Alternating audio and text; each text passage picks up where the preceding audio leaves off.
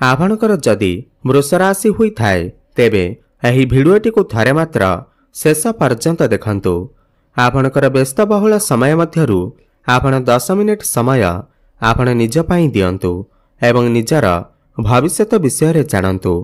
आज रे भिडियोटी वृष राशि व्यक्तिविशेष मानक पई बहुत अधिक गुरुत्वपूर्ण अछि। बंधुगण देवता मानकर गुरु देवगुरु बृहस्पति कर्कट राशि को चलन करने को जाउछंती।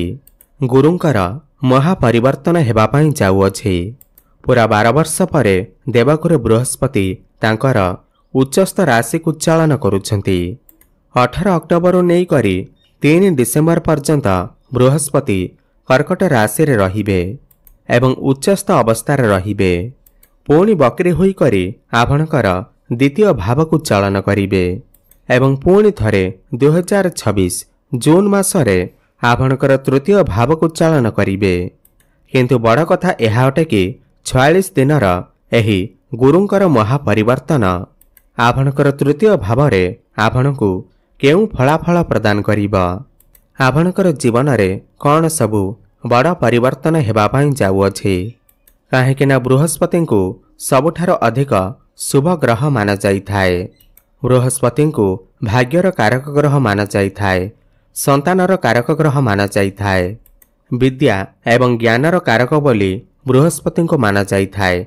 आपणकर भितरे केते धार्मिक गुण अछि, आपण केते स्पिरिचुअल ताहा मध्य बृहस्पति को ठारो जणा जाइथाए। आपण जीवन रे केते धन लाभ करिवे ताहा मध्य बृहस्पति को ठारो जणा जाइथाए। तो 18 अक्टोबर को आपणकर तृतीय भाव को बृहस्पति आसुछंती। तेबे चलंतु जानिबा एही 46 दिनर गुरुंकर महापरिवर्तन आपणकर जीवन रे कौन सबु बड़ परिवर्तन आनिकरे आसीबा। एहा पूर्वरु जदि आपणकर भी वृष राशि हुई थाए एवं आपण भी ईश्वर को सच्चा हृदय रे भक्ति करुथांती, विश्वास करुथांती, तेबे एही भिडियोटी को लाइक करी कमेंट बॉक्स रे जय जगन्नाथ जय मां लक्ष्मी अवश्य लिखि दियंतु। बंधुगण एही कार्यक्रम आपणकर जन्म राशि चंद्र राशि उपर आधारित। बंधुगण राशि चक्रर द्वितीय राशि हेउछि वृष राशि एवं देवगुरु बृहस्पति 18 अक्टोबर ठारू नै करी 3 डिसेम्बर पर्यंत आपणकर तृतीय भाव रे चलन करिवे एवं आपणकर एकादश नवम भाव एवं सप्तम भाव को दृष्टि देवे। बंधुगण तृतीय भाव आपणकर साहस पराक्रमर भाव होइथाए। आपणकर स्ट्रेंथर भाव होइथाए। आपण जीवन रे केते आगकु जिबे सेही घरर भाव होइथाए। तो बृहस्पति आपणकर तृतीय भाव रे 46 दिन पर्यंत रहिबे, पुणी उच्चस्थ अवस्था रे रहिबे। तो आपणको आपणकर जीवन रे उन्नति प्रगति देखा जिबाको लागिबा। समस्त क्षेत्र रे साहस पराक्रम आपणकर बढ़िबा। आपणकर मनोबल बढ़िबा, आत्मबल बढ़िबा। आपण समस्त कर्म को ठीक भावरे करि परिबे एवं तृतीय भाव ऑनलाइन भाव होइथाए, डिजिटल मार्केटिंग रा भाव होइथाए। तो आपण एही समय रे जो माने ऑनलाइन क्षेत्र रे काम करूछंती, डिजिटल मार्केटिंग रा काम करूछंती, जो माने फाइनेंस क्षेत्र रे अछंती, ट्रैवल एंड टूर काउंसलिंग रा काम करूछंती, सेमानकु अधिक सफलता देखिबा पई मिलिबा एवं जो माने भी यूट्यूब रे काम करूछंती सेमानकु अधिक सफलता प्राप्ति हेबा।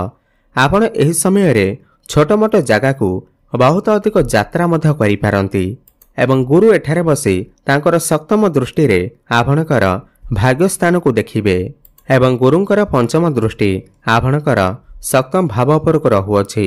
बंधुगण शास्त्र रे अछि कोनोसी भी शुभ मांगलिक कार्य बृहस्पति बिना संभव होई पारि न थाए। बृहस्पति आशीर्वाद हेले जाई कोनोसी शुभ मांगलिक कार्य होई थाए। ताहा विवाह व्रत आदि हेउना काहेकि ताहा सबु बृहस्पति जोग होई थाए। बंधुगण एही 46 दिन मध्यरे माने 18 अक्टोबर नै करी 3 डिसेम्बर पर्यंत हुए तो आपणकर घरे आपणकर विवाह फाइनाल होई जाई पारे। जो मानकर विवाह बयस होई जाइछि सेमानकर घर को विवाह प्रस्ताव मान आसी पारे एवं विवाह स्थिर मध्य होई पारे। आपणकर काहा सहित अधिक संपर्क मध्य बढ़ी जाई पारे। किमा आपणकर घर परिवार रे पूर्वरु जदि किछि समस्या थिला, कଳି झगड़ा मन मनांतर थिला, ताहा सब दूर होई जिवो। घर परिवार रे हसखुशीर लहरी लगी रहिबा। एवं आउ गोटे बड़ कथा यह अटे कि जो नूतन दंपति माने संतानर आशा रखिथिले सेमानकु संतान सुख मध्य प्राप्ति हेबा। आपण चेष्टा जारी रखंतु। एहा पर बृहस्पतिंकर सप्तम दृष्टि आपणकर भाग्य भाव उपरक रहुअछि। एही समय आपणकर मन स्पिरिचुअल आड़ को गति करिबा। आपण कोनोसी धार्मिक स्थान को यात्रा करि पारंती। कोनोसी दूर स्थान को मध्य यात्रा करि पारंती। नवम भाव आपणकर उच्च शिक्षार भाव होइथाय एवं गुरु हेउछंती ज्ञानर कारक ग्रह।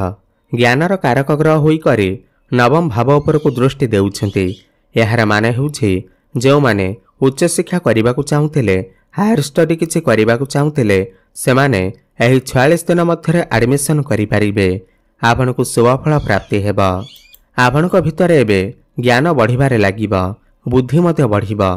18 अक्टोबर नै करी 3 डिसेंबर मध्यरे आपण किछि बड़ कार्यर आरंभ करि पारंती। बड़ इन्वेस्टमेंट करि पारंती। कोनोसी शुभ स्थान रे बड़ पुंजी निवेश करी आपण लाभ प्राप्ति करिवे।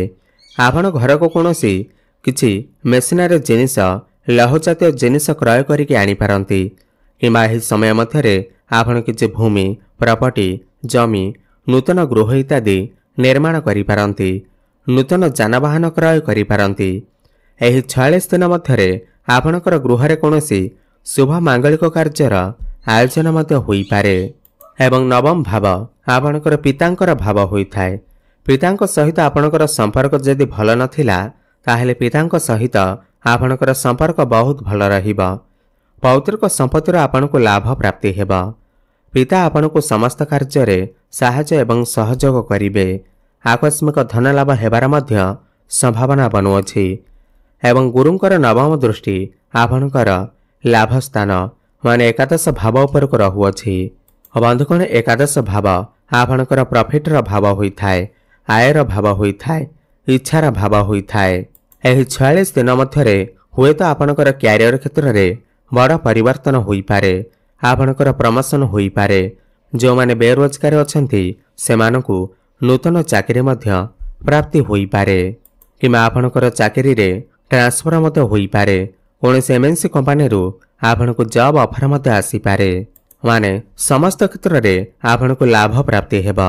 प्रेम क्षेत्र रे मध्य आपणकु लाभ प्राप्ति हेबा। जो मानकर कथावार्ता बंद हो जाइथिला ब्रेकअप हो जाइथिला सेमानकर पुणी थरे कथावार्ता होई पारे। सिंगल थिबा व्यक्ति माननकु नूतन पार्टनर मध्य मिली पारंती। एवं शिक्षा क्षेत्र रे मध्य उन्नति प्रगति करिवे। पूर्व अपेक्षा आपणकर आय रे वृद्धि देखिबा को मिलिबा। आपणकर जहाँ भी किछि आर्थिक समस्या थिबा ताहा सब दूर होई जिबा। जो माने शेयर मार्केट स्टॉक मार्केट एवं ट्रेडिंग रे काम करूछंती सेमानकु आकस्मिक धन मध्य प्राप्ति हेबा। बंधुगण जेबे भी बृहस्पति लाभ स्थान को दृष्टि देई छांती ताहेले मनुष्य को किछि ना किछि लाभ अवश्य प्राप्ति होई थाए। एही समय आपनको किछि ना किछि खुशी खबर अवश्य प्राप्ति हेबा। एवं एकादश भाव इच्छार भाव होई थाए। आपनकर दीर्घ दिनर जदि किछि मनर किछि इच्छा रहिथिला ताहा पूर्ण होई पारु नथिला तेबे ताहा एही 46 दिन मध्यरे निश्चिंत भावरे पूर्ण हेबा। आपनकर समस्त मनस्कामना पूर्ण हेबा। परिशेष रे मु आपनको गोटे कथा कहिबी। आपण जदि किछि बड़ कार्य करिबाकु चाहुचंती गृह रे जदि किछि शुभ मांगलिक कार्यर आयोजन करिबाकु चाहुचंती किमा कोनोसी बड़ इन्वेस्टमेंट करिबाकु चाहुचंती ताहेले एही 46 दिन मध्यरे करंतु।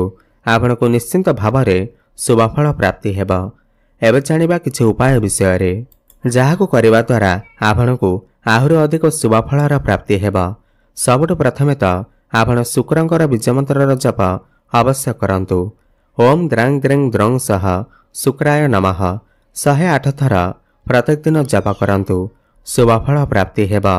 प्रत्येक दिन संध्यारे हनुमान चालीसा पाठ करंतु एवं सूर्य को जलार्घ्य अर्पण करंतु। शुभफल प्राप्ति हेबा सहित आपणकर भाग्य रे उन्नति आसीबा। धन्यवाद।